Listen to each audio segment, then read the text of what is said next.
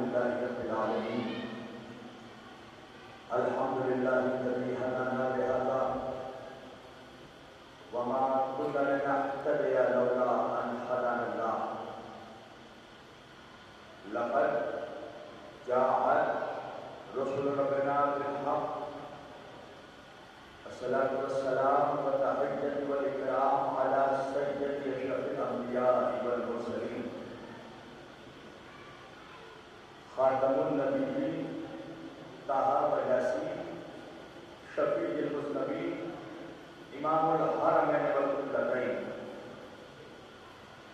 وسيلتنا في الدارين صاحب القاب والقوسين جد الحسن والحسين محبوب رب المشرقين ورب المغربين مولانا ومولى الثقلين سيدنا ونبينا وشفيعنا وطبيبنا وحبيبنا وكريمنا وإمامنا وملجأنا ومقيسنا وأولنا وأوسطنا وآخرنا وكلنا حضور جناب ابو القاسم احمد مجتبی محمد مصطفیٰ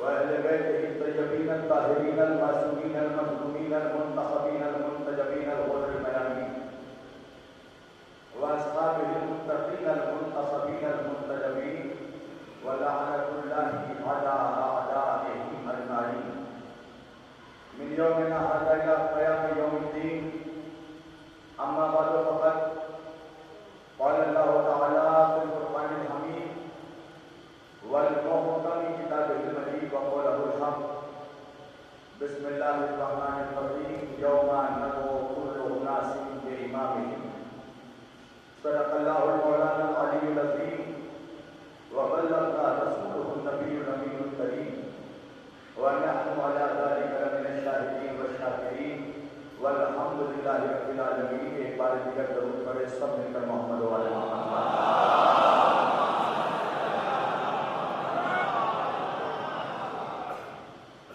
عزیزان گرامی پر و برادران ملت اسلامیہ بندگان توحید و عاشقان رسول علیہ رسول گدایان دربار قبول مولا آپ سبوں کے جذبہ ایمانی کو زندہ اور سلامت رکھے الحمدللہ بفضل اللہ ماشاءاللہ اس عشرہ مجالس جو آصفی امام بارگاہ میں منعقد کیا جاتا ہے امام زمانہ ٹرسٹ کی جانب سے ماشاءاللہ آج ہم جس عشرے سے مسلسل محرم کی پہلی تاریخ سے گفتگو کر رہے تھے آج وہ اپنے 7ویں مرحلے میں داخل ہو چکا ہے اور انشاءاللہ 2 روز میں کوشش کی جائے گی کہ اس موضوع کو مکمل کر دیا جائے حالانکہ میرے لیے یہ بہت ناممکن سا مجھے لگ رہا ہے کہ میں یہ موضوع سمیٹ سکوں اور آپ جانتے ہیں کہ 9 روز مسلسل ایک موضوع پر گفتگو کرنا پھر قرآن سے حدیث سے اس کا استدلال دینا اور پھر منطقی دلائل سے مثالوں کے ذریعہ ثابت کرنا یہ تمام پہلوؤں پر خطیب کو نظر رکھنی پڑتی ہے اور اس کے ساتھ ساتھ اگر آواز گرفتہ ہو جائے تو ساری چیزیں دھیری رہ جاتی ہیں مجھے اس وقت کچھ ایسا ہی محسوس ہو رہا ہے کہ میرے پاس خزانوں کا ایک بیت المال ہے اس وقت مگر میں اسے کس طرح آپ کے سامنے نچھاور کروں میں یہ سوچ رہا ہوں کیونکہ میری آواز میں بہت زیادہ خستگی ہے اور میں بالکل بھی زور لگا کر نہیں پڑھوں گا کل رات کو بھی میں نے سلطان آباد میں کہا تھا کہ یہ لکھنؤ ہے آپ لوگوں نے ڈاکٹر قلب صادق صاحب کو سنا ہے میں نے بھی ان کے خطابات سنے ہیں قلب صادق صاحب کو چیخ پکار کر کے کوئی جوشی تقریر نہیں کرتے تھے مگر ان کا کلام اتنا وزن ہوتا تھا ان کے کلام میں اتنا اثر ہوتا تھا جبکہ ان کی گفتگو ایسی تھی کہ جیسے پروفیسر ٹیچر کو اپنے اسٹوڈنٹس کو کلاس دے رہا ہو اس انداز میں گفتگو کرتے تھے وہ مگر مہمان سامعین کا اتنا بے خیال ہوتا تھا کہ وہ ان کے جملوں سے، ان کے نکات سے، ان کے علمی کلام سے اثر انداز ہوتا تھا۔ لہذا یہی گزارش ہے آج میری لکھنؤ کے اس عظیم الشان اجتماع سے اور لکھنؤ کے اس عظیم الشان بیدار سامعین سے کہ اگر آپ کلیم پر نہ بھی بولے تو کلام پر ضرور بولے۔ بہرحال عزیزان گرامی، ہم نے مسلسل اس اشرِ محرم میں امامت من جانب مشیت اس عنوان پر گفتگو کی، اور یقین جانیے یہ بی بی زہرا کا معجزہ ہے کہ میں اس وقت بول رہا ہوں، ورنہ جو میری حالت ہے اور میری آواز کی حالت ہے یہ میرے لیے کسی معجزے سے کم نہیں ہے۔ جب کل رات کو میں سویا تو سوچ رہا تھا کہ میں کل دن کو دوپہر میں تقریر کیسے کروں گا۔ یہ صرف بی بی زہرا کا صدقہ ہے کہ اس وقت میری آواز نکل رہی ہے۔ لہذا برائے کرم آپ لوگ بولتے رہیں تاکہ مجھے بھی احساس ہو کہ میری محنتوں کا خون نہیں ہو رہا ہے۔ توجہ کیجیے گا عزیزان گرامی، ہم نے مسلسل امامت من جانب مشیت اس عنوان پر گفتگو کی، اور مسلسل ہم نے یہ ان مجالس میں یہ ثابت کرنے کی کوشش کی۔ اچھا یہ بتائیے پیچھے والوں کو آواز آ رہی ہے کلیئر؟ ٹھیک آ رہی ہے آواز؟ ماشاء اللہ۔ کل کچھ لوگوں کو شکایت ہو گئی تو بہرحال انتظامیہ نے اس کا علاج کیا ہے۔ تو عزیزان گرامی، ہم نے حتی الامکان اس سلسلے میں یہ کوشش کی کہ ہم یہ ثابت کریں کہ امامت اللہ کی جانب سے دیا گیا ہوتا ہے۔ امام اللہ جسے طے کرتا ہے اسے اللہ امام بناتا ہے، اور اس کی دلیل یہ ہے چونکہ قرآن جہاں معاملہ قرآن کا آ جاتا ہے، عقل تو عقل، روایت کی بھی کوئی حیثیت نہیں رہتی۔ توجہ کیجیے گا، اللہ کے رسول سے پوچھا گیا یا رسول اللہ، جب آپ کے بعد آپ کے نام سے جعلی حدیثیں منسوخ کر دی جائیں گی، یعنی وہ حدیثیں جو آپ نے بیان نہیں کی ہوگی مگر وہ آپ کے نام سے منسوخ کر دی جائیں گی، تو آقا ہم پہچانیں گے کیسے کہ کون سی حدیث آپ کی حدیث ہے اور کون سی حدیث آپ کے نام سے کر دی گئی ہے؟ توجہ، اللہ کے رسول نے کہا کہ میری حدیثوں کو قرآن کی آیتوں سے ملا کر دیکھ لینا، اگر قرآن کی آیتوں سے مطابقت رکھیں تو سمجھ لینا کہ میری حدیث ہے، اور قرآن کچھ کہہ رہا ہو، روایت کچھ کہہ رہی ہو تو اسے دیوار پہ دے مارنا کہ وہ میری حدیث نہیں ہو سکتی، اس لیے کہ میرے ارد گرد پہرا ہے وما ینطق عن الہوی ان ہوا الا وحی یوحی، میرا حبیب کچھ نہیں کہتا، یہ وحی کہتا ہے تو اس پر وحی ہوتی ہے۔ تو کلام اللہ کے سامنے، قرآن کی آیتوں کے سامنے کسی بھی روایت کی، کسی بھی عقلی دلیل کی، کسی بھی منطقی دلیل کی، رجال کی، لغت کی کوئی حیثیت نہیں رہتی۔ تو اب اللہ قرآن میں جب کہہ رہا ہے وَإِذِ ابْتَلَىٰ إِبْرَاهِيمَ رَبُّهُ بِكَلِمَاتٍ، ہم نے ابراہیم سے چند کلمات کے ذریعہ ابراہیم سے امتحان لیا۔ توجہ کیجیے گا، اور جب ابراہیم اس امتحان میں کامیاب ہو گئے، توجہ، ابراہیم اس ایگزامینیشن میں کامیاب ہو گئے تو قَالَ إِنِّي جَاعِلُكَ لِلنَّاسِ إِمَامًا، ہم نے ابراہیم کو زمانے کا امام بنایا، ہم نے ابراہیم کو انسانوں کا امام بنایا۔ ہم تو ابراہیم کو امامت کیسے ملی؟ کہا جب ابراہیم امتحان میں کامیاب ہو گئے۔ بھیا امتحان کا ایک قاعدہ ہے، امتحان میں کرتے کیا ہو اسٹوڈنٹ؟ تم بتاؤ، تم بھی اسٹوڈنٹ رہ چکے ہو، میں بھی اسٹوڈنٹ ہوں۔ توجہ، امتحان میں ہوتا کیا ہے؟ امتحان میں ہوتا یہ ہے کہ جب کوئی سوال دیا جائے تو اس کا ایکوریٹ آنسر دیا جائے۔ توجہ کیجیے گا، اچھا کچھ اس کا کبھی کبھار ہم اسٹوڈنٹ جو ہیں ہم اپنے فیصلے بھی دکھاتے ہیں، طالب علم جو ہوتا ہے وہ اپنے فیصلے بھی دکھاتا ہے۔ مثلا کیا ہے کہ بھیا ہم نے آنسر رٹا نہیں ہے، کچھ ایسے لوگ ہوتے ہیں جو رٹو لوگوں کی طرح رٹتے رہتے ہیں، توجہ کیجیے گا، اور رٹتے جا کر ایگزام میں پرچہ دے دیتے ہیں۔ اب ایگزام کے بعد ان سے پوچھیے کہ بھیا چیپٹر کیا تھا، اسٹوری کیا تھی، کچھ نہیں معلوم، کہ بھیا رٹ لیا، رٹ کے جا کر ایگزام دے دیا۔ توجہ، کچھ स्टूडेंट्स ऐसे होते हैं जो पूरे चैप्टर को पढ़ लेते हैं, तवज्जो कीजिएगा, और चैप्टर पढ़कर पूरे चैप्टर को समझ लेते हैं। तो जब वो सब्जेक्ट को समझ लेते हैं, चैप्टर को समझ लेते हैं, उसके बाद जब कोई भी सवाल आए तो वो चैप्टर के एतबार से खुद आंसर लिख देते हैं, रट कर नहीं जाते। मगर सुनिए, ऐसे लोगों को भी एक ऐसा मकाम आता है जहां पर रटना पड़ता है। अब आप पूछेंगे कैसे? भैया चलो मैं मानता हूँ ज्योग्राफिया का एग्जाम आप चैप्टर पढ़कर दे सकते हैं, हिस्ट्री का एग्जाम आप चैप्टर पढ़कर दे सकते हैं, साइंस का इम्तिहान आप चैप्टर पढ़कर दे सकते हैं, मगर एक सब्जेक्ट है केमिस्ट्री। केमिस्ट्री में आपको रटना ही पड़ेगा, क्योंकि उसमें फॉर्मूले आते हैं। तवज्जो, ऑक्सीजन का फॉर्मूला है O2, पानी का फॉर्मूला है H2O, सल्फर का फॉर्मूला है SO2। तवज्जो कीजिएगा, तो आपको रटना ही पड़ेगा।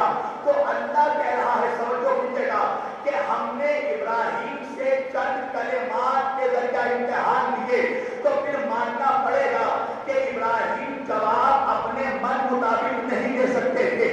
इब्राहिम का इम्तिहान लिया है कलिमात के जरिए, यानी इब्राहिम पर लाजिम था कि उन कलिमात को रट ले। अल्लाहु अकबर, अल्लाहु अकबर। शायद आप चाह रहे कि मैं अपना कलम फाड़ डालूं, तवज्जो कीजिएगा।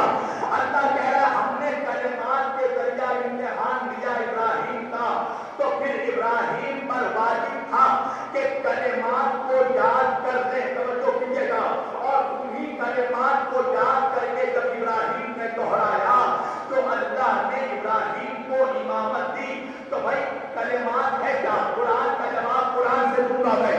अल्लाह उसी कुरान में सूरह बकरा में 36वीं आयत में फरमा रहा है, फतलक्का आदमो मिन रब्बिही कलिमातिन। हमने आदम ने जब अपने रब से चंद कलिमात दोहराए, चंद कलिमात कहे जो उसके रब ने आदम को सिखाया था, तो आदम ने जब वो कलिमात कहे तो उसकी वजह से हमने आदम की तौबा कबूल कर ली। इन्नहु तव्वाबुर रहीम, और अल्लाह तो है ही तौबा कबूल करने वाला, मेहरबान। तवज्जो कीजिएगा, तो भाई कलिमात क्या है? कलिमात वो है कि जिसे पढ़कर आदम को इमामत मिली, जिसे पढ़कर जिसे पढ़कर आदम की तौबा कबूल हुई, और जिस कलिमात को पढ़कर इब्राहिम को इमामत मिली। तो भाई कलिमात है क्या?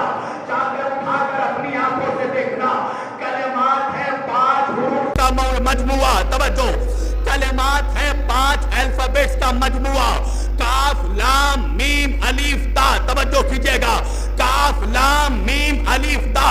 अब अरबी ग्रामर का एक कायदा है, दुनिया के सारी जुबानें एक तरफ, अरबी जुबान का कायदा ग्रामर एक तरफ। वजह क्या है? दुनिया की तमाम जुबानों में, दुनिया के तमाम लिसानियात, तमाम जुबानों में, लैंग्वेजेस में वर्ड जो होते हैं, यानी अल्फाज जो होते हैं, वो होते हैं मुज़क्कर मुअन्नस। तवज्जो कीजिएगा, वो होते हैं मैस्कुलाइन फेमिनाइन, मुज़क्कर मुअन्नस। मगर अरबी एक ऐसी जुबान है कि जिसमें अल्फाज, वर्ड्स मुज़क्कर मुअन्नस नहीं होते, बल्कि अल्फाबेट्स मुज़क्कर मुअन्नस होते हैं, हुरूफ मुज़क्कर मुअन्नस होते हैं।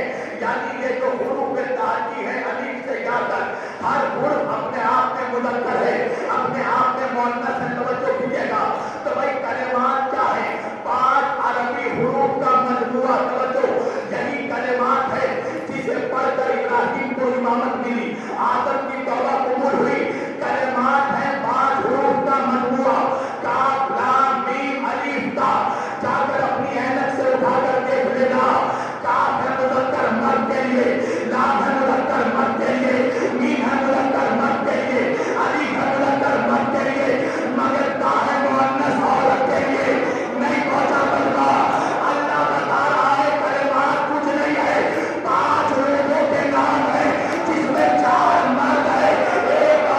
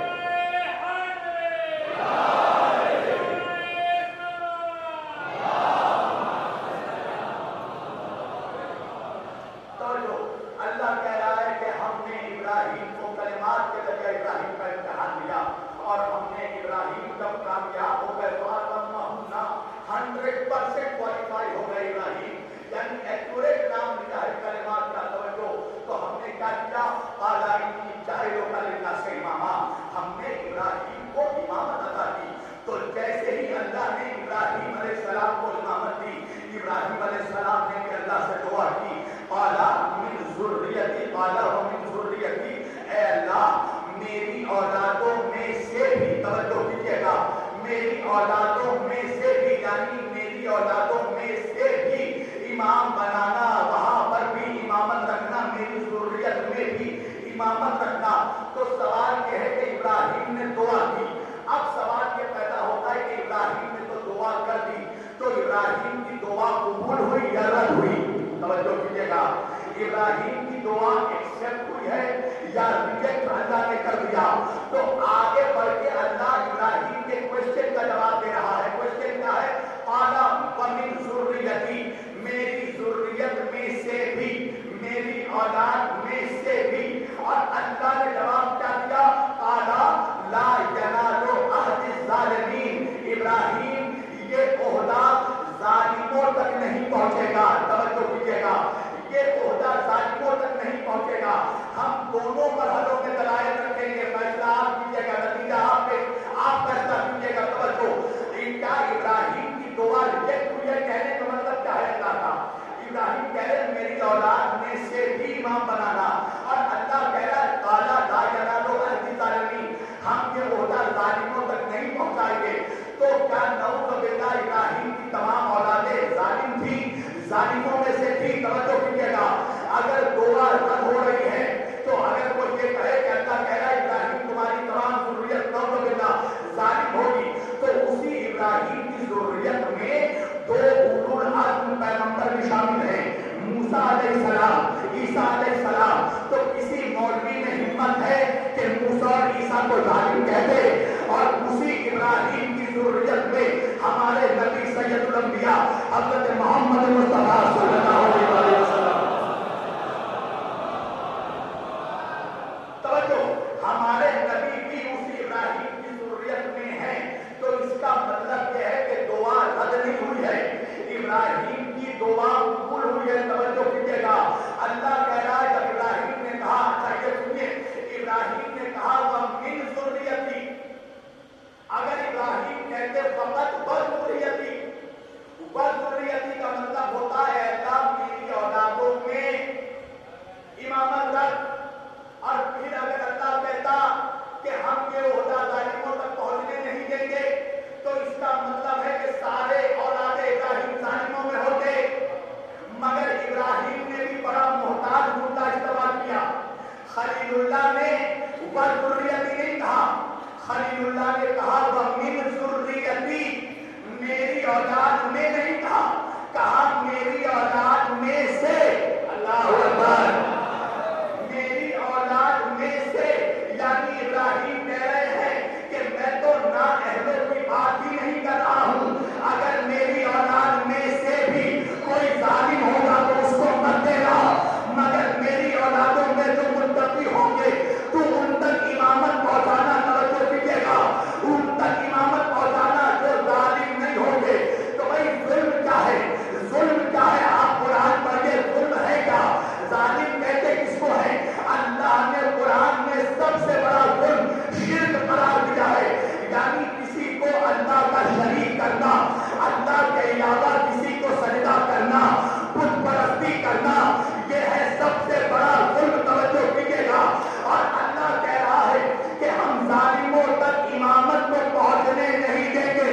تو پھر یہ ماننا پڑے گا کہ ابراہیم سے لے کر آخری بات تک جہاں تک امامت جائے گی، وہاں تک جو شجرہ ہے، اس شجرے میں، شجرہ طیبہ میں ایک بھی بت پرست نہیں ہو سکتا، ایک بھی کافر نہیں ہو سکتا، ایک بھی مشرک نہیں ہو سکتا۔ تو کیا خیال ہے مسلمانوں، جن ظلموں سے امامت منتقل ہوئی ہے، جب وہ کافر نہیں ہو سکتے، تو جس ابو طالب کے ظلم سے امامت ظاہر ہوئی ہے،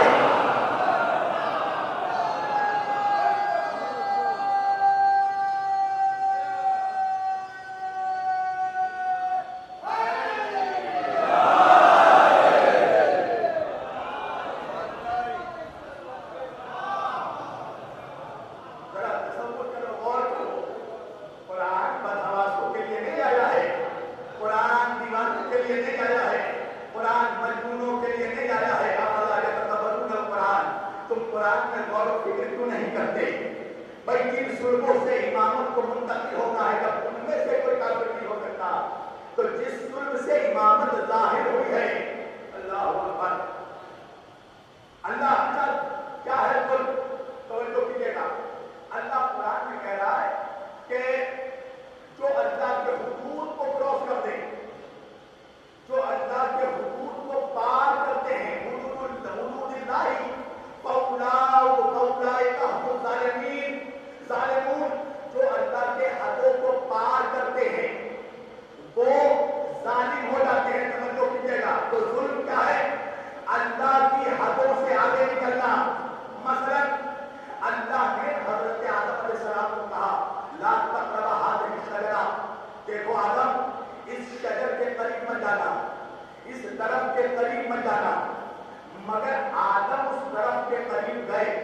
اور جانے کے بعد اس کا گندم کھا لیا تو کیا نعوذ باللہ آدم ظالم ہو گئے؟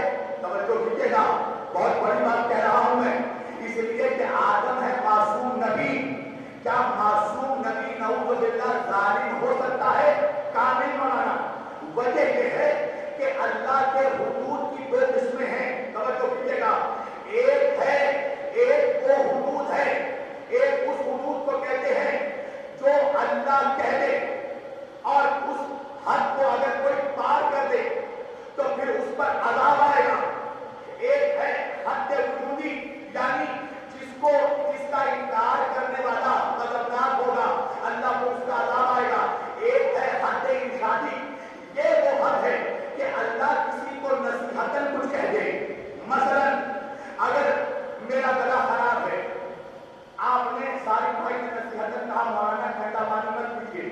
توجہ، اب ٹھنڈا پانی میں نے پی لیا تو میں نے گناہ نہیں کیا، مجھ سے ترک اولا سرزد ہوا. بھائی ٹھنڈا پانی پینا میرے لیے حرام نہیں ہے، مگر چونکہ میرا گلا خراب ہے تو میرے لیے بہتر ہے کہ میں ٹھنڈا پانی نہیں پیوں.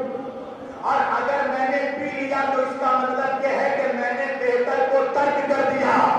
اللہ اکبر، ذرا غور کیجیے گا. تو اللہ حضرت آدم کو ہر حد وجودی یعنی واجب حد کراس کرنے کے لیے نہیں وارننگ دے رہا تھا، اللہ نصیحت کر رہا تھا. یہ نصیحت کی حد ارشادی تھی، تمہارے لیے نصیحت ہے آدم، اس طرف کے قریب مت جانا. اگر قریب گئے تو عذاب تو نہیں ہوگا، میں غضبناک تو نہیں ہوں گا، مگر میں تمہیں جنت سے زمین پر بھیج دوں گا. تمہیں جنت میں جو فیسلٹی مل رہی ہے، جو لگزریس لائف مل رہا ہے، یہ لگزریس لائف زمین پر نہیں ملے گا، تمہیں زمین پر بھیجا جائے گا. اور ویسے بھی اگر آدم ترک اولا نہیں بھی کرتے تو بھی تو اللہ آدم کو زمین پر بھیجتا نا. اس لیے کہ آدم کو جنت کے لیے نہیں بنایا گیا، آدم کو زمین کے لیے بنایا گیا تھا. اللہ نے کہا انی جاعل فی الارض خلیفہ، آدم ہم نے تمہیں زمین کے لیے خلیفہ بنایا ہے. ارے کیا خیال ہے جن لوگوں نے خلافت کو کھلی آفت بنا لیا ہے، جا کر اللہ سے ہی سمجھ لو. اللہ قرآن میں کہہ رہا ہے خلیفہ بنانا اللہ کا کام ہے، ملا کا کام نہیں ہے.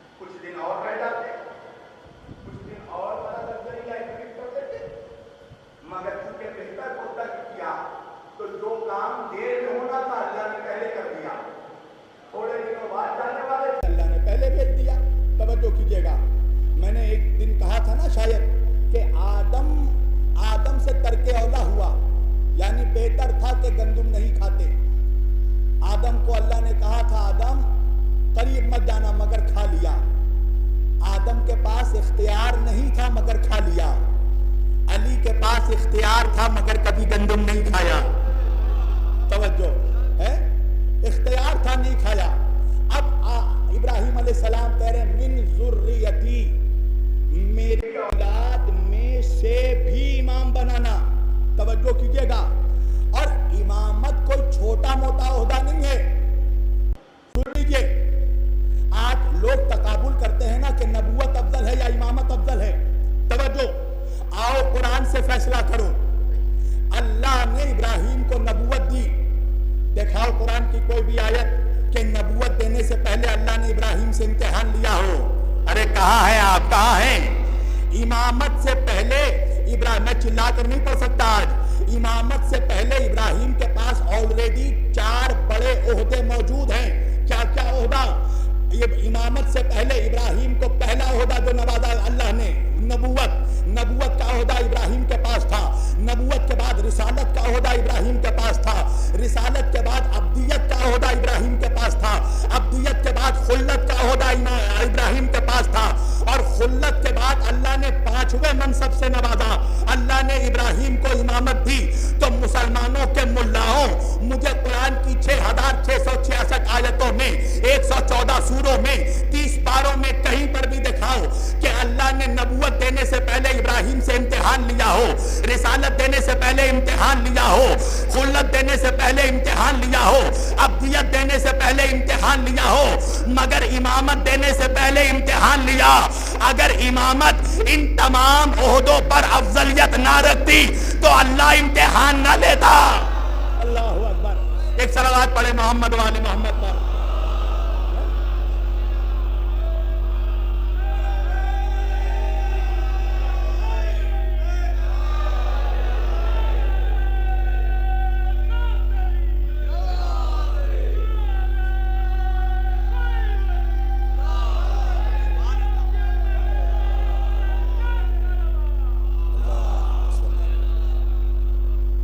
پیچھے والوں میری جان آواز ٹھیک آ رہی ہے؟ ماشاءاللہ، ایک اور صلوات پڑھے محمد وآل محمد پر۔ پوری توجہ، اگر امامت بھی وہی عہدوں کے جیسی ہوتی جو پہلے 4 عہدے 4 منصب ابراہیم کو مل چکے ہیں، اگر سیم امامت بھی ہوتی تو اللہ امامت سے پہلے امتحان نہ لیتا۔ امتحان لے کر بتا دیا اللہ نے کہ امامت تمام عہدوں پر افضلیت رکھتی ہے۔ توجہ کیجئے گا، اس لیے سب سے اینڈ میں امامت ملی ہے ابراہیم کو۔ توجہ، اور اللہ نے امامت ہر نبی کو نہیں دی، ابراہیم سے امامت کا سلسلہ شروع ہوا۔ توجہ، اس دنیا میں ظاہری امامت کا۔ توجہ، تو اب ابراہیم اسی امامت کے لیے دعا کر رہے ہیں، اللہ میری اولادوں میں سے بھی، میری بعض اولادوں کو جو ظالموں میں سے نہیں ہوں گے، تو ان کو بھی امامت دینا۔ تو پھر یہ ماننا پڑے گا نا مسلمانوں کہ ابراہیم کی انہی اولادوں کو امامت مل سکتی ہے جو ان تمام لوگوں سے افضل ہوں۔ اللہ جانے، اللہ جانے، شاید میں یا تو پڑھ نہیں سک رہا ہوں یا تو تم سن نہیں سک رہے ہو۔ توجہ، اللہ، اچھا یہ پاسبل ہے کہ نہیں ہے کہ ابراہیم کی اولاد میں سے ہی بعض ایسی اولادیں ہوں جو ابراہیم سے بھی افضل ہو؟ بھائی کیا یہ ممکن نہیں ہے کہ اولاد باپ سے افضل ہو؟ کیا یہ ممکن نہیں ہے کہ بیٹا باپ سے افضل ہو؟ آپ نے دنیا میں ایسے بہت سے باپ دیکھے ہوں گے کہ باپ چلا رہے تھے رکشہ، بیٹا ڈاکٹر بن گیا۔ محنت باپ کی تھی، اسی نے ہی خون پسینہ بہا بہا کر اس کے اسکول اور کالجز کا فیس بھرا، مگر اب جب وہ ڈاکٹر بن گیا تو علمی صلاحیت میں وہ اپنے باپ سے افضل ہو گیا۔ توجہ کیجیے گا، تو اب سوال یہ ہے کہ ابراہیم جو دعا کر رہے ہیں کہ اللہ میری اولادوں میں سے بھی بعض کو امام بنانا، تو کیا یہ پاسبل ہے کہ ابراہیم کی ہی چند اولادیں ابراہیم سے افضل ہوں؟ توجہ کیجیے گا، یہ امپاسبل بھی نہیں ہے۔ توجہ کیجیے گا، اس لیے کہ ابراہیم اولاد ہیں حضرت آدم کی، مگر آدم کی اولاد ہونے کے باوجود ابراہیم آدم سے افضل ہیں۔ توجہ، تو بھائی ابراہیم جب خود اپنے ابا سے افضل ہو سکتے ہیں تو ابراہیم کی بھی چند اولادیں اپنے باپ سے افضل ہو سکتی ہیں۔ ابراہیم کی ہی اولادوں میں 2 اولو العزم پیغمبر ہیں، حضرت موسیٰ علیہ السلام، حضرت عیسیٰ علیہ السلام اولو العزم نبی ہیں، اور ابراہیم کی ہی اولاد میں ہمارے نبی سید الانبیاء بھی ہیں۔ توجہ کیجیے گا، آخری نبی بھی جو سید الانبیاء ہے، تمام نبیوں کا سردار ہے، وہ ابراہیم کی اولاد میں سے ہے۔ توجہ کیجیے گا، وہ ابراہیم کی اولاد میں سے ہے، اور موسیٰ اور عیسیٰ بھی ابراہیم کی اولاد میں سے ہیں، مگر فرق یہ ہے عزیزان گرامی سنیے گا، اللہ نے موسیٰ اور عیسیٰ کو ابراہیم کی اولاد میں تو رکھا، مگر موسیٰ اور عیسیٰ کو تمام جہان کا نبی نہیں بنایا۔ توجہ کیجیے گا، موسیٰ اور عیسیٰ فقط قوم بنی اسرائیل کے نبی تھے۔ آج ہمارے ہی بیچ میں چند کٹ ملا جاہل ان پڑھ نادان ابو جہل سے پرورش پانے والے نبی کے اجداد کو اس دلیل پر نعوذ باللہ کافر کہتے ہیں، اس لیے کہ وہ یہ سمجھتے ہیں کہ نبی سے پہلے جو نبی گزرے ہیں ہمارے آخری نبی سے پہلے وہ حضرت عیسیٰ علیہ السلام ہیں، تو یہ سوچتے ہیں کہ چونکہ حضرت رسول اللہ کے جو اجداد تھے، حضرت عبد المطلب، ابو طالب، عبداللہ، عبد مناف، جناب ہاشم، یہ سارے جو اجداد تھے، ان کٹ ملاؤں کے دلیل کے مطابق نعوذ باللہ وہ کافر تھے، اس لیے کہ وہ عیسائی نہیں تھے. توجہ کیجئے گا، اس لیے کہ وہ عیسائی نہیں تھے. اور میرے نبی کے بعد سب سے پہلا نبی جو گزرا ہے وہ ہے عیسیٰ علیہ السلام. عیسیٰ علیہ السلام سے میرے نبی کا 570 سال کا فاصلہ ہے. میں نے کہا جاہل، ابو جہل کو چھوڑ کر کاش ابو طالب کی چوکھٹ میں آ جاتا ہے تو تجھے صحیح دین اور دین کی صحیح معنویت سمجھ میں آ جاتی. وجہ یہ ہے کہ یہ سن، موسیٰ اور عیسیٰ علیہ السلام نبی تھے مگر سارے جہان کے لیے نبی نہیں تھے، فقط بنی اسرائیل کے لیے نبی تھے، یعنی آل یعقوب کے لیے نبی تھے. اور میرے نبی کے جو اجداد تھے وہ آل یعقوب نہیں، آل اسماعیل تھے. اللہ اکبر. وہ آل یعقوب نہیں تھے، وہ آل اسماعیل تھے. تو آل اسماعیل کا تو نبی ہے ہی نہیں موسیٰ اور عیسیٰ. توجہ کیجئے گا، نبی کے اجداد حضرت ابراہیم کے دین پر تھے. اب مولوی یہ کہتا ہے کہ ہم نے تو کبھی انہیں کلمہ پڑھتے نہیں سنا، ہم نے تو کبھی ان کو کلمہ پڑھتے نہیں سنا. اچھا یہ بتائیے، میرے سامنے یہ ٹھاٹا مارتا ہوا لکھنؤ میں مسلمانوں کا مجمع ہے، میں ایک ایک شخص سے پوچھوں گا بھیا آپ بتاؤ آپ نے کب کلمہ پڑھا؟ کہا نہیں مجھے نہیں معلوم. سارم بھائی میری جان آپ بتائیے آپ کو یاد ہے آپ نے کب کلمہ پڑھا؟ انہیں بھی نہیں معلوم. مہتاب بھائی آپ کو یاد ہے آپ نے کب کلمہ پڑھا؟ کسی کو یہاں پر یاد نہیں ہے کب کلمہ پڑھا، مگر سب ہے مسلمان. توجہ، مگر سب مسلمان ہے. کلمہ یاد نہیں ہے کب پڑھا مگر سب مسلمان ہے. میں نے کہا تم سب مسلمان کیسے ہو گئے؟ تو لکھنؤ والے کہنے لگے، میں نے کہا تم نے تو کلمہ نہیں پڑھا تو تم مسلمان کیسے ہوئے؟ لکھنؤ والے کہنے لگے مولانا ہمیں کلمہ پڑھنے کی ضرورت کیوں ہے؟ کلمہ وہ پڑھے جس کے باپ دادا 40 سالوں تک بتوں کی پوجا کرتے تھے.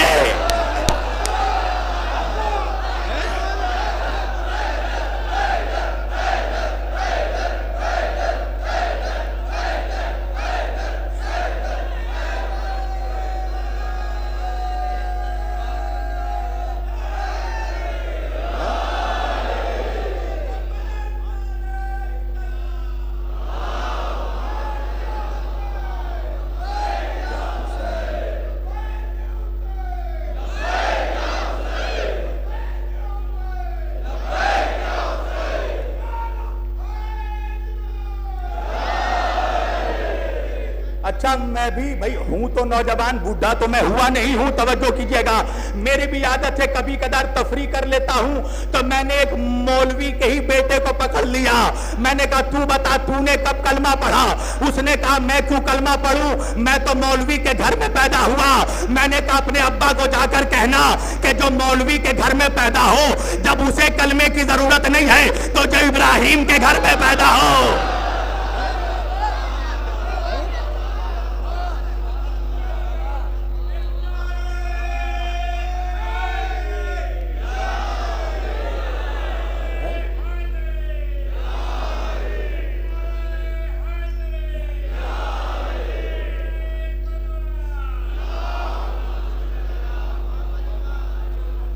جو خلیل اللہ کے گھر میں پیدا ہو اسے، جو کٹم اللہ کے گھر میں پیدا ہو اسے کلمہ پڑھنے کی ضرورت نہیں ہے. تو جو خلیل اللہ کے گھر میں پیدا ہو وہ خاندان، وہ کون تھے نبی کے اجداد. قسم خدا کی یہ بھی ایک سبجیکٹ ہے میرے لیے، ورنہ اگر میں ابھی منہ سے بول دوں تو مولوی میرے پیچھے پڑ جائے گا اور میرے پاس اتنا وقت نہیں ہے کہ میں ابھی 2 دنوں میں ثابت کر دوں. یہ سب اللہ کی حجت تھے. توجہ، اللہ کی حجتوں کی کئی قسمیں ہیں. انبیاء ہیں، اوصیاء ہیں، ائمہ ہیں، اولیاء ہیں. تو جو نبی کے اجداد تھے یہ انبیاء کے وصی تھے، انبیاء کے اوصیاء تھے. توجہ، یہ جو گیپ ہے نا اسماعیل سے لے کر محمد رسول اللہ تک، عیسیٰ سے لے کر میرے نبی تک یہ گیپ ہے کیا؟ یہ گیپ ہے اوصیاء کا، یعنی جو اوصیاء ہوتے ہیں ان کی ذمہ داری تھی کہ ایک نبی کی وراثت آخری نبی تک پہنچا دیں۔ تو مجھے یہ بتاؤ کہ اگر ابو طالب اوصیاء میں نہیں ہوتے تو انبیاء کی وراثت مصطفیٰ تک منتقل کس نے کیا؟ ایک صلوات پڑھے محمد و آل محمد پر۔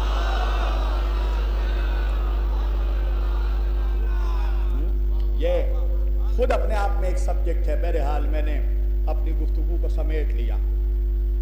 عزاداروں، مولا آپ سبوں کے جذبہ ایمانی کو سلامت رکھے، اور ماشاءاللہ یہ جو امام زمانہ ٹرسٹ کی جانب سے، دیکھیے آپ سوچتے ہوں گے کہ بھائی سارم بھائی سے اتنی محبت کیوں ہے مجھے؟ دیکھیے میں دوسروں کا تو نہیں جانتا، میں ایسا خطیب ہوں جو جلدی کسی سے امپریس نہیں ہوتا، میں جلدی کسی سے انسپائر نہیں ہوتا۔ وجہ یہ ہے کہ میرا رزق ملا کے ہاتھ میں نہیں ہے، مولا کے ہاتھ میں ہے۔ میں پریشان نہیں ہوتا، میرے پیٹ پیچھے بہت کوئی کچھ کہتے ہیں، اچھا اب عام لوگوں کو چھوڑ دو، اب تو مولویوں نے ہی کہنا شروع کر دیا۔ اب ظاہر بات ہے جن کی دکانوں کو مجھ سے خطرہ ہو رہا ہے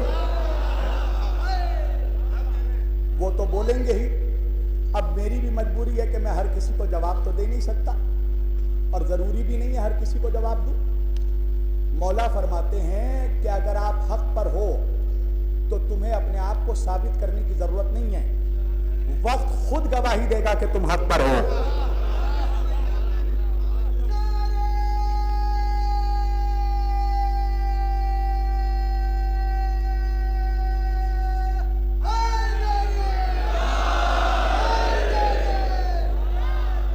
مولا کائنات فرماتے ہیں کہ جس کو تم پر یقین ہوگا تمہیں اس کو صفائی دینے کی ضرورت نہیں ہے، اور جسے تم پر یقین نہیں ہوگا اسے تم لاکھ صفائی دے دو وہ مانے گا نہیں۔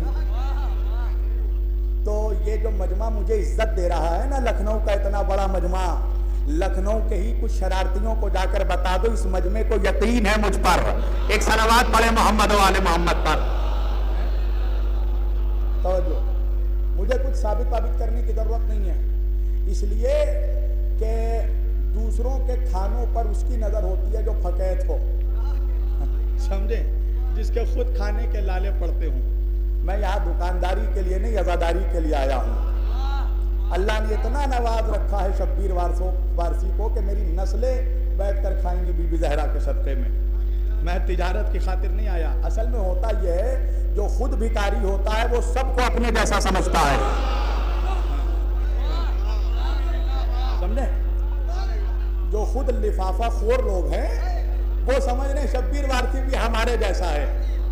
میں نے تو درگاہ حضرت عباس میں کہا تھا نا ابھی محرم سے پہلے کہ میں تو کھلا آفر دے رہا ہوں، ہندوستان کے سارے مولوی مل کر ڈیسائیڈ کر لیں اس بار محرم میں ہم نذرانہ نہیں لیں گے، میں بھی تیار ہوں، مگر اکیلا نہیں، سب ڈوبیں، سب تیار ہوں۔ تو پتہ چلا کہ ایسا تو ممکن ہی نہیں ہے۔ ایک صلوات پڑھیے محمد و آل محمد۔ بہرحال میں کسی پہ اعتراض نہیں کرتا، پروردگار سب کو نوازے، اللہ سب کو اہل بیت کا صدقہ عطا کرے۔ عزیزان گرامی، میں سارم بھائی کی بات کر رہا تھا کہ میں کسی سے جلدی انسپائر نہیں ہوتا، میں ان سے اتنی محبت اس لیے کرتا ہوں، اور آپ بھی میری دلیل کو مانیں گے، ایسی دلیل میں دینے والا ہوں۔ آپ بھی سوچیں گے کہ مولانا اس لیے تعریف کر رہے ہیں کہ یہ مجھے پڑھا رہے ہیں۔ آپ کو معلوم ہے اس منبر پر بیٹھ کر بول رہا ہوں، اس عشرے کے لیے میں نے ہندوستان کے کم از کم 9 عشرے چھوڑے ہیں، اور بین الاقوامی اسپین، لندن اور امریکہ جیسا عشرہ میں نے چھوڑا اس عشرے کے لیے۔ اگر پیسہ کمانا مقصد ہوتا تو میں بھی نکل جاتا فوراً۔ توجہ، میں ان سے اتنی محبت اس لیے کرتا ہوں کہ یہ واقعاً ان کے ادارے کی محنت ہے کہ آج یہ اتنا بڑا مجمع دیکھ کر لوگ کہہ سکتے ہیں کہ یہ آصف الدولہ کا جو یہ عزاخانہ ہے یہ بھول بھلیا نہیں ہے، یہ امام بارگاہ ہے، سمجھے؟ یہ ہیریٹیج نہیں ہے، یہ حسین کا عزاخانہ ہے۔ کی امانت ہے یہ، آپ کو اس کے لیے محنت کرنی پڑے گی۔ میں جب سبطین آباد میں عشرہ پڑھنے گیا، اتنا خوبصورت امام بارگاہ، میرے دل سے دعا نکل رہی تھی آفتاب شریعت کے لیے، قلب جواد صاحب قبلہ کے لیے۔ اتنی بڑی محنت کی انہوں نے کہ قوم کی اتنی بڑی جائیداد، اتنا بڑا اثاثہ قوم کو واپس دلایا۔ تو ایسی شخصیتیں جو واقعاً، دیکھیے آپ ایک بات سمجھ لیجئے، آپ سب کو راضی نہیں کر سکتے۔ سماج میں اگر 10 لوگ ہیں نا تو 10 میں 10 کو آپ خوش نہیں کر سکتے، اور شبیر وارسی ہو، سارم مہندی ہو، ہم بھی سب کو خوش نہیں کر سکتے۔ بھائی جب رسول اللہ سے سب خوش نہیں ہوئے تو مجھ سے کیا ہوں گے؟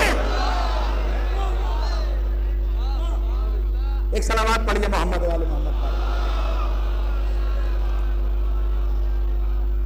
تو اٹ از امپاسبل کہ میں سب کو خوش کر دوں۔ بہرحال ساری باتوں کے باوجود بھی کچھ لوگ ناراض رہیں گے۔ مولا نے فرمایا نا، یہ وہ منحوس لوگ ہیں، ان کی مثال ان مکھیوں کی طرح ہے جو پورے جسم کو چھوڑ کر زخم میں جا کر بیٹھتے ہیں۔ توجہ۔ تو بہرحال ان کا کوئی علاج نہیں ہے۔ گزارش خدمت یہ ہے کہ امام زمانہ ٹرسٹ جو 8 سال سے مسلسل مذہبی و قومی خدمات زیر سرپرستی آفتاب شریعت مولانا سید قلب جواد نقوی صاحب، اس ٹرسٹ نے لکھنؤ میں اس امام بارگاہ میں عظیم الشان عشرہ قائم کیا، وہ 1000 کاموں سے افضل ہے بے شک۔ سارم مہندی صاحب تو، سارم بھائی تو آپ حضرات سے کہہ چکے ہیں، لیکن میں بھی ہر روز اپیل کرتا ہوں کہ زیادہ سے زیادہ تعداد کر کے شرکت کریں، ہمت افزائی کریں۔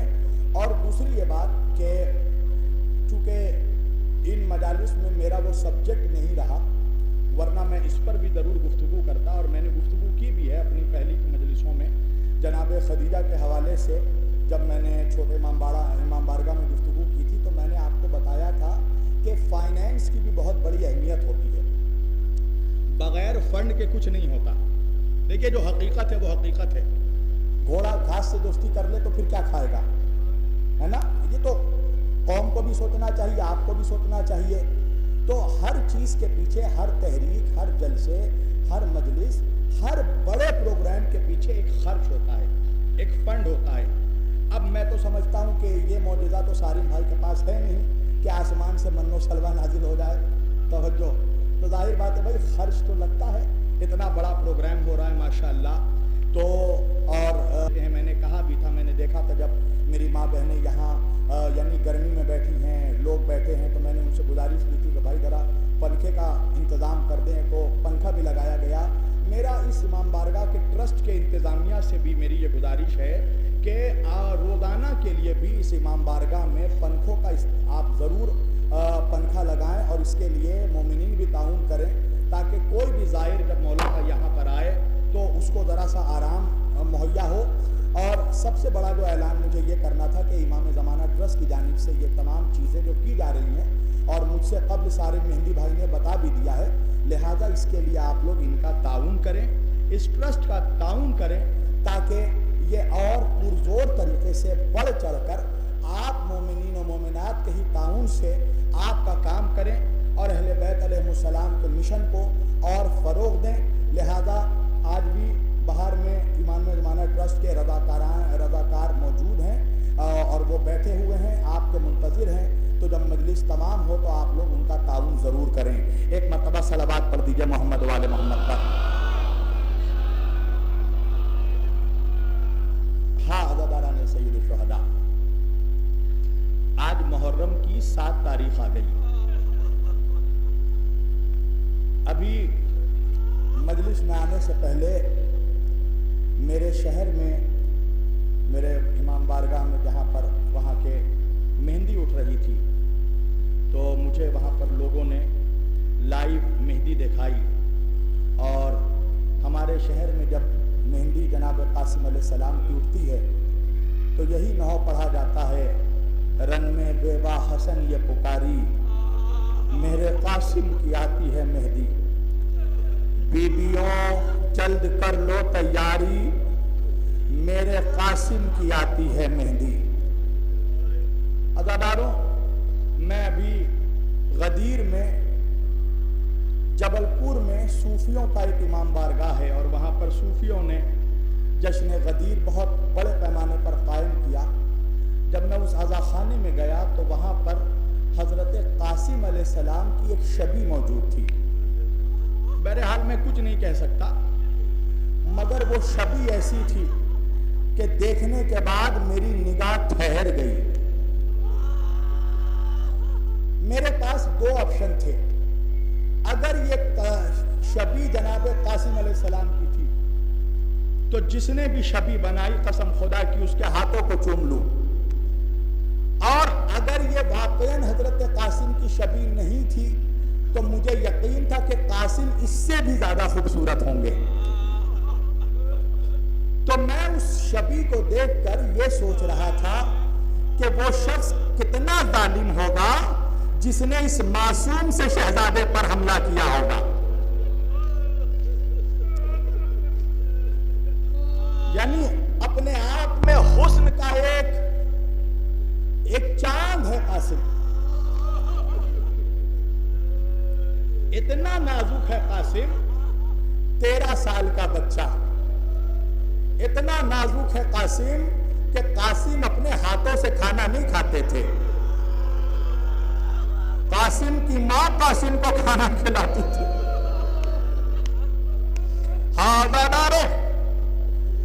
قاسم امام حسین علیہ السلام کو جب اپنے بھیا حسن مشتبہ کی یاد آتی تھی نا تو مولا حسن قاسم کے جسم کو سونگھا کرتے تھے.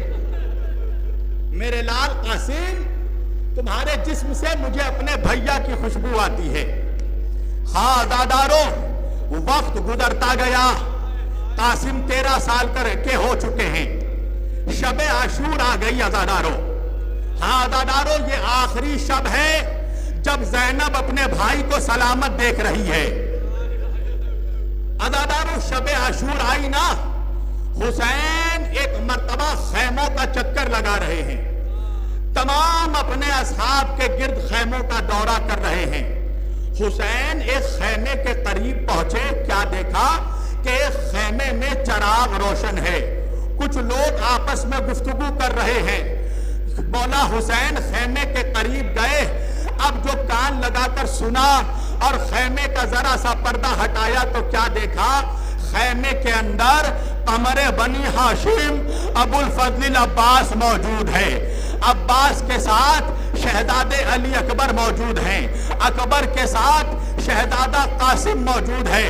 اور حضرت عباس جنگ کا نقشہ بنا رہے تھے.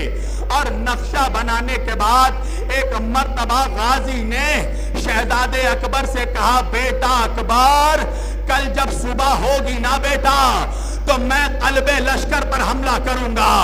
بیٹا اکبر، آپ میمنے سے حملہ کرنا. بیٹا قاسم، آپ میسرے سے حملہ کرنا.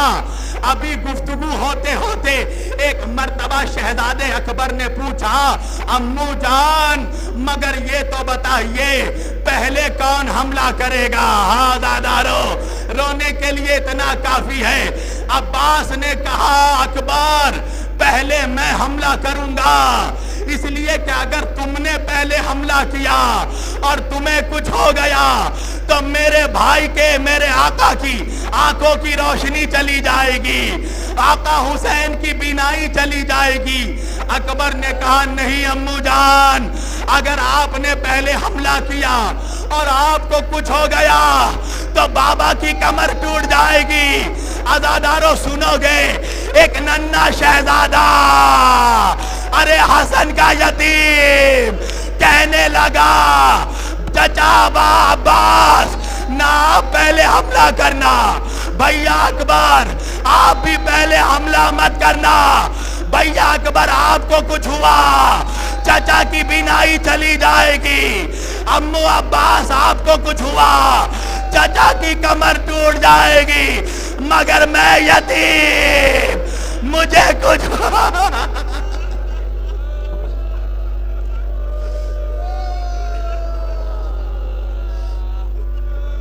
میں یتیم ہوں. عزادارو سنو گے، اتنا سننا تھا، حسین تڑپ گئے. خیمے میں داخل ہوئے، میرے لال قاسم حسین کے رہتے ہوئے کبھی خود کو یتیم، اجرکم من اللہ، اللہ آپ کو کوئی غم نہ دے سوائے غم حسین کے۔ عزادارو، عاشور کی صبح آئی نا، قاسم بار بار جاتے ہیں، چچا مجھے اجازت دیجئے، حسین اجازت نہیں دیتے، یہ کہہ کر ٹال دیتے تھے، قاسم تم میرے بھائی کی نشانی ہو، قاسم تمہارے جسم سے بھیا کی خوشبو آتی ہے، قاسم۔ عزادارو، قاسم چچا کے پاس سے ہو کر ماں کے خیمے میں جاتے تھے، ماں منہ پھیر لیتی تھی، اماں ام فروہ منہ کیوں پھیر لیتی ہو؟ قاسم ابھی تک زندہ ہو، قاسم اگر اکبر کا لاشا آ گیا اور تم زندہ رہے قاسم تو دودھ نہ بخشوں گی۔ اجرکم من اللہ۔ قاسم دوبارہ گئے، ہاں زادارو، اونو محمد کا جنازہ آ گیا نا، ایک مرتبہ قاسم تڑپ کر چچا کے پاس گئے، امو جان اب تو اجازت دے دو، امو جان۔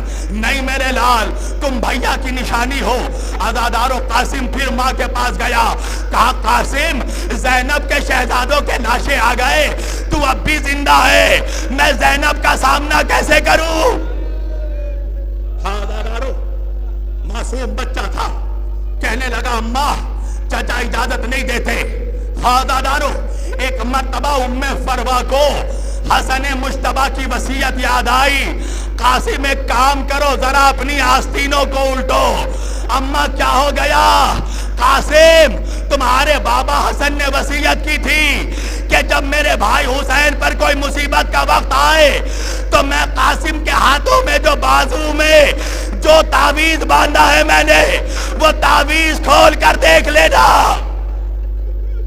عزادارو، آستینیں الٹی گئی، ماں نے تعویذ کو کھولا، ایک مرتبہ شہزادے قاسم کا ہاتھ پکڑ کر ام فروہ مولا حسین کے پاس آنے لگی، حسین نے بھابھی کو آتے دیکھا، ایک مرتبہ احترام میں کھڑے ہو گئے، بھابھی آپ حکم کر دیتی میں آ جاتا، نہیں آقا یہ تعویذ لائی ہوں۔ کہا یہ کیسی تعویذ ہے؟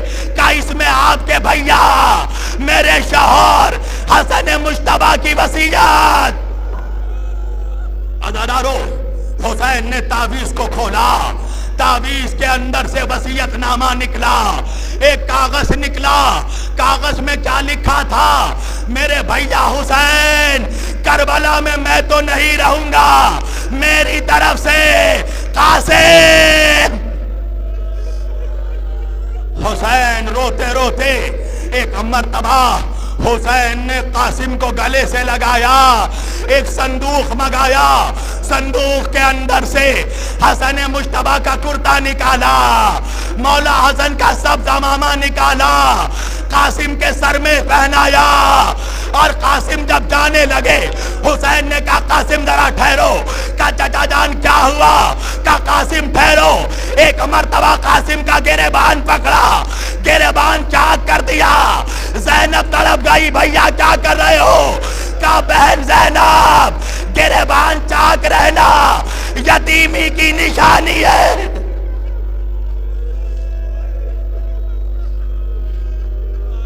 شاید ظالموں کو میرے قاسم پر رحم آ جائے کہ یہ یتیم ہے۔ ہاں عزادارو، ننھا شہزادہ میدان میں گیا، یزید کے لشکر کا ایک بہت بڑا پہلوان تھا ارزق شامی، اس کے 7 پہلوان بیٹے، عمر سعد نے ایک ایک بیٹے کو بھیجا قاسم سے مقابلہ کرنے، قاسم نے 7 کو فنار کیا، آخر میں غیظ میں آ کر ارزق شامی مقابلے کو آیا۔ ایک مرتبہ حسین نے کہا بھابھی اللہ سے دعا کرو، ام فروہ نے بھی ام لیلا کی طرح دعا کی، اے یعقوب کو یوسف سے ملانے والے، اے ہاجرہ کو اسماعیل سے ملانے والے میرا قاسم۔ حاضرارو، قاسم فتح کر کے آئے، امو جان میں نے کیسی جنگ کی؟ ہاں بیٹا قاسم تم نے تو بھیا حسن کی صفین کی جنگ یاد دلا دی۔ عزادارو، وہ وقت بھی آیا، قاسم نے دوبارہ رن میں حملہ کیا، حملہ کرتے کرتے آگے بڑھ رہا ہے ننھا شہزادہ. ایک مرتبہ عمر سعد ملعون نے ایک ظالم پہلوان کو بلایا، کہا یہ حیدر کرار کا پوتا ہے، پیچھے سے حملہ کیا جائے. ایک ظالم پیچھے سے تلوار لے کر بڑھا قاسم کے پشت کی طرف سے. اب جو سر میں تلوار مارا، ارے قاسم کا سر دوبارہ، قاسم زمین پر گرا. عزادارو سنیں گے آپ، میں بہت ٹھہر کر پڑھ رہا ہوں میرے بھائیوں، بہت ٹھہر کر. قاسم کی معصومیت سنیے گا. جب اونو محمد گرے نا، اونو محمد نے آواز دی مامو جان. جب اکبر گرے نا، اکبر نے آواز دی بابا. مگر قاسم اتنا معصوم تھا کہ جب گھوڑے سے گرا تو چچا جان کہہ کر آواز نہیں دی، جس طرح بچہ ماں کو پکارتا ہے اماں اماں.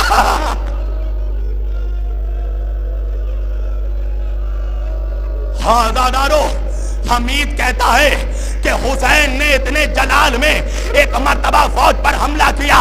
حسین چاہتے تھے اس ظالم کو پکڑے جس نے قاسم کے سر پہ تلوار ماری. ادھر سے عباس دوڑے، ادھر سے حسین دوڑے، فوج میں بھگدڑ شروع ہوئی. عزادارو اسی بھگدڑ میں ادھر کی فوج ادھر، ادھر کی فوج ادھر. ارے قاسم جب زین پر تھا تو قاسم تھا، جب زمین پر آیا تقسیم.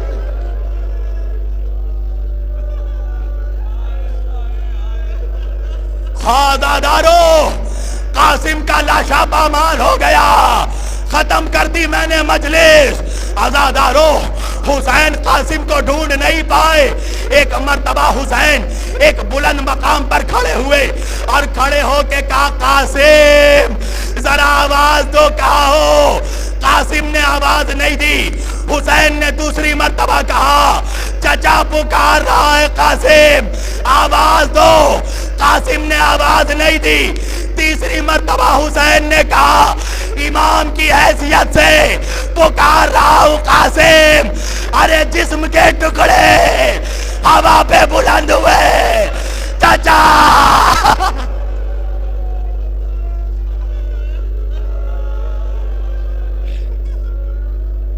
عزادارو سنو گے، چاروں طرف سے قاسم کے جسم کے ٹکڑے بلند ہوئے.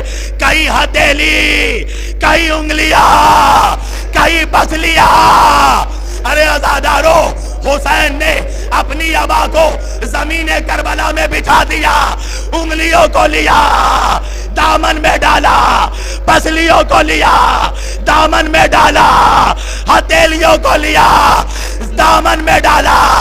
ارے گٹھری بنائی پیٹھ پر رکھا.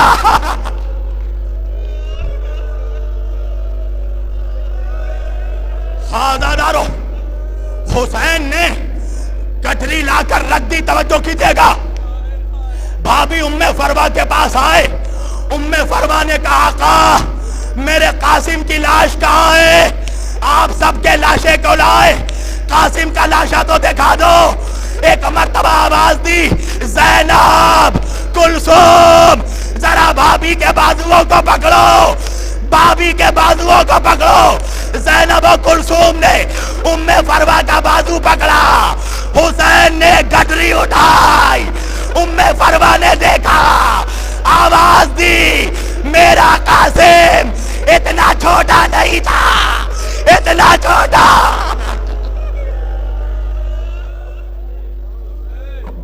ماتم حسین انجمن شبیہ سے گزارش کا ہے وہ نوخاتی انجمن شبیہ